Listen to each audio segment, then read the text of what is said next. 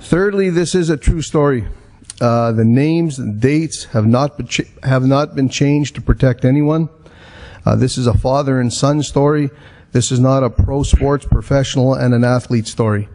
It began very innocently on March 3rd, 2007 at the Keith Bodley Arena. Okay, Jake, you're on.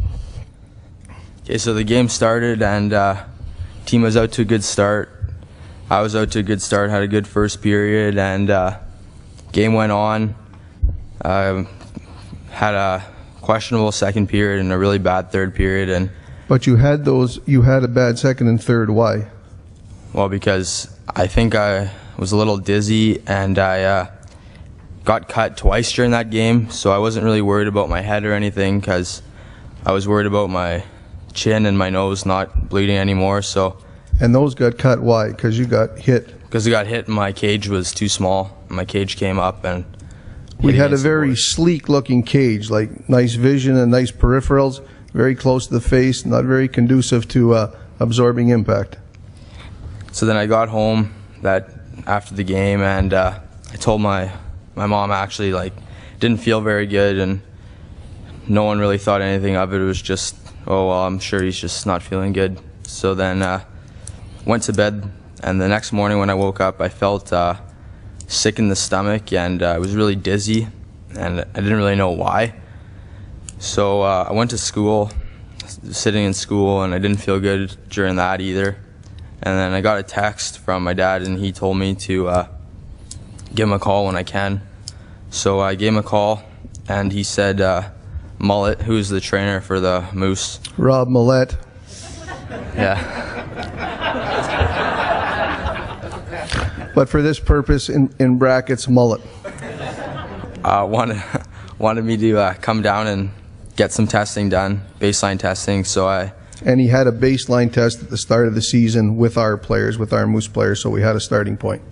So I went down there and got tested.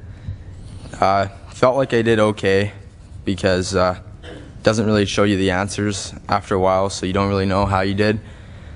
So then I was waiting there, and then the test results came back, and he told me I couldn't play for a little while. So so I figured I'd miss a game, so that was all right. And then we did follow the protocol, the couple of days, see if he felt better, a little bit of light exercise, typical of a 15-year-old at the time, lots of pressure on himself to get back in the lineup, lots of players already injured. So I was out. I played game 1, and then I was out game 2 of the series. And the next Monday, I got tested again, and was hoping to come back for game 3, and couldn't come back for that either because I actually got worse on my testing. So then I subsequently left town with the team, where this is where things really went south, where the text messages got bad and the conversations on the cell phone turned the air blue. So the next time when he left, I texted him a few times, like every day, a couple times a day, saying like, can I get retested? I feel better. And then finally, after a couple of days, I got retested again, and then I still wasn't allowed to go. So then a couple more text messages ensued between both my dad and the trainer, and I got tested one more time 3 days later, and he told me that if I passed this test and did some exercise, then I would be able to continue to play. So we did that, and I ended up passing that, and then I ended up playing the last game of the series. So that was sort of the first go around with it. The second part, was just sort of a standard concussion issue. Didn't really lose any sleep over it. Followed the standard protocol and came back. The second issue, and much more serious issue, began this spring, 2008, Tuesday, September the 2nd, after Jake attended the Portage Terriers training camp. And the next day, the Winnipeg Wild provincial midget team's tryout started, and it wasn't even an official practice. It was just everybody that was there to go out for a skate. And this was on Tuesday, September 2nd at the St. Adolphe Arena. You can pick it up from here. So it was kind of the same thing. We had a couple drills at the start. Obviously felt fine because I had a couple months off during the summer, and then I was doing the scrimmage and tried to make a play out in front, and I was just kind of watching my pass, and the guy just finished his check, like nothing even significant, and my head just kind of tapped against the boards, but it was kind of in an awkward position, and I felt the same thing as I did last time, except last time I got hit way harder. So I thought something was wrong, but I figured, well, I didn't get hit that hard, so it couldn't have been anything that bad. So then I got to the truck. No, you went through the rest of the practice because it was only sort of inter squad practice. Not even I was paying that close attention. But when the practice was over, I didn't know anything was wrong. I was just standing with some parents and watching, and he was out early, which is semi-unusual, and didn't stop or anything, just headed with his bag towards the truck. And when I got out to the truck, I could see, I mean, we all know our kids, you have a certain look on their face, and I knew something was wrong, and I said, "What's wrong?" And, you know, I could sort of see the tears starting to come down his face, you know, like the same thing as last year. Like it evoked, you know what, the thing about this, we're maybe going to get a little bit off topic, but I've dealt with probably 50 professional athletes that get concussions, and it doesn't even, it phases you because, hey, you lose good players for periods of time. But when it's your kid and this happens, and you know how long they've trained to play in certain situations, it really tugs at your heartstrings. Keep going. So then the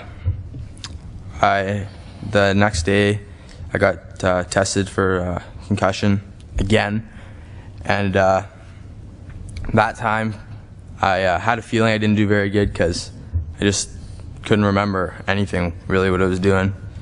So when I got the results back, I wasn't overly surprised, but I ended up failing with flying colors. So and let me throw in, like, when it was me that was saying, well, I don't think it was that bad this time. Like when I saw him at the rink, I think you just sort of got your proverbial bell rung.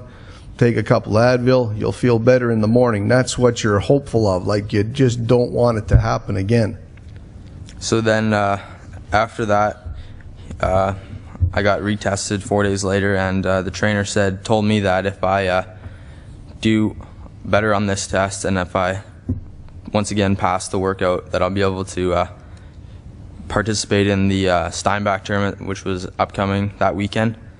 So I did the test, and he was a little hesitant on whether or not to let me play, and it was kind of both me and my dad trying to let me play, and he ended up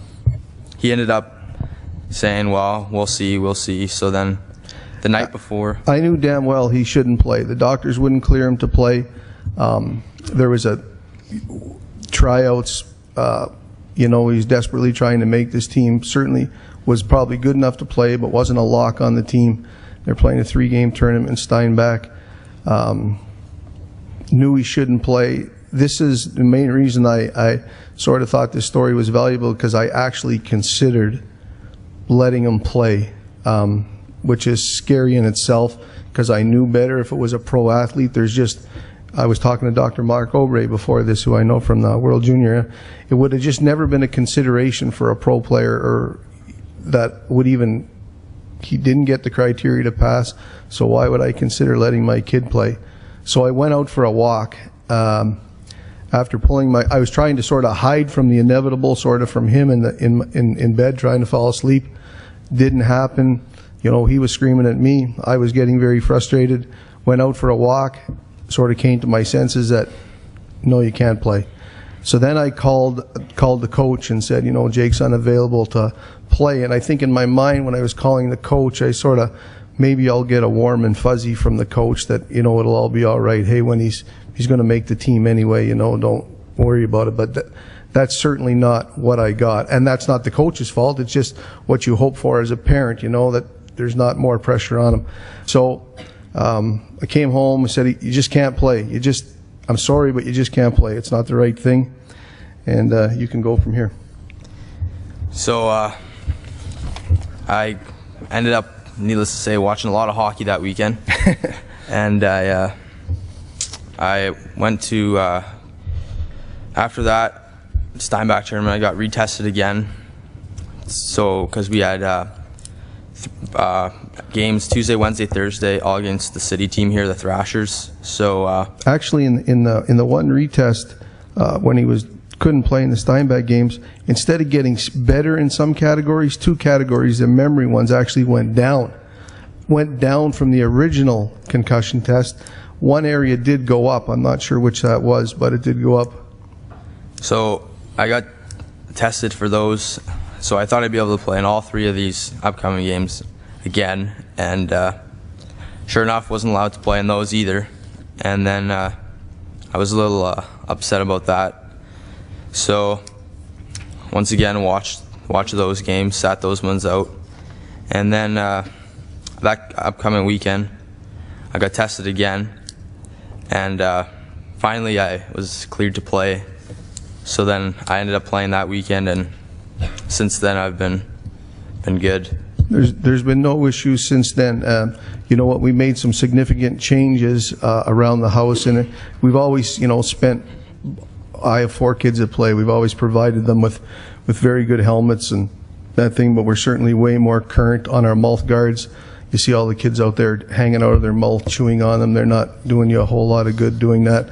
Have the proper cage that fits on the helmet we prefer, not the sleek, stylish, shiny silver one that's nice and close to your face. But watching the ticker here, that sort of brings us into our close. That's sort of the story. I just want to sort of close with some prevention things that I've learned as a parent and sort of thought I'd learned as an equipment guy. Certainly it starts with the helmet and the mouth guard and a proper fitting cage. It's almost humorous. I see parents in sports stores spend $700 on a pair of skates, yet when they put their kid's helmet on, the foam's held together with tape loops and stuff, and the screws are coming out of the cage. And helmets don't prevent concussions, but they're certainly a tool that help you protect yourself. It's also, when you play, that you put, one thing that, Jake's had to learn, I think, as a player, especially since this has happened, is when you're playing, don't put yourself in so many vulnerable positions. There's also the onus on the opposition or the people that you're playing against. This is one thing that's I've really noticed is I don't think enough kids or parents understand the damage that their son can do by running around irresponsibly, taking pot shots at kids' heads. I just saw it in the Wild game the other night where they lost 2 players to a concussion. I saw a real big kid in my son's minor bantam game at Pioneer the other day that had absolutely no respect for any kid, just ran at them as hard as they possibly could, and the parents on the other side are giving it all right.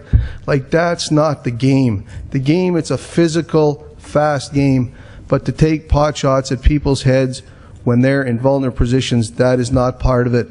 And at some point, the respect for the opposition really needs to be improved, and it starts at the grassroots level, and it starts with minor hockey. And first of all, it starts with the parents, and then it starts with the coaches, because those are the 2 people that can absolutely put a stop to it. Never thought I'd be an advocate of zero tolerance and some sort of rule in hockey, but I'm certainly becoming that as it is affected by headshots. Hockey's a fast physical sport. These injuries are going to happen just because of the nature of the game. Sometimes they just happen because you got hit real hard when your head was down, and that is part of the game.